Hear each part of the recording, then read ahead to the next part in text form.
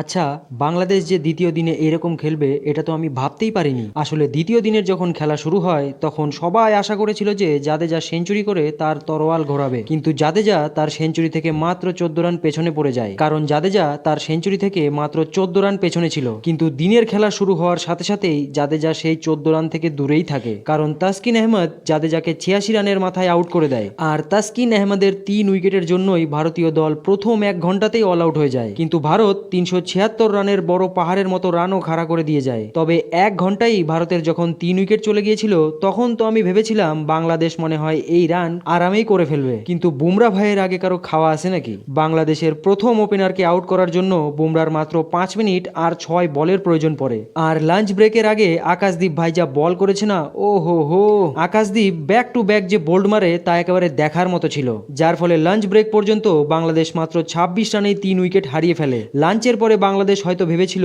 ভারত তাদের সাথে একটু দয়া দেখাবে, কিন্তু ভারত না দয়া দেখায় না মায়া, বাংলাদেশকে একেবারে আছড়ে আছড়ে মারে ভারত। লাঞ্চ শেষ হওয়ার ঠিক পরেই মোহাম্মদ সিরাজ আর বুমরা অ্যাকশন শুরু করে দেয়, যার ফলে 40 রান আসতে আসতে বাংলাদেশের অর্ধেক টিম প্যাভিলনেই বসেছিল।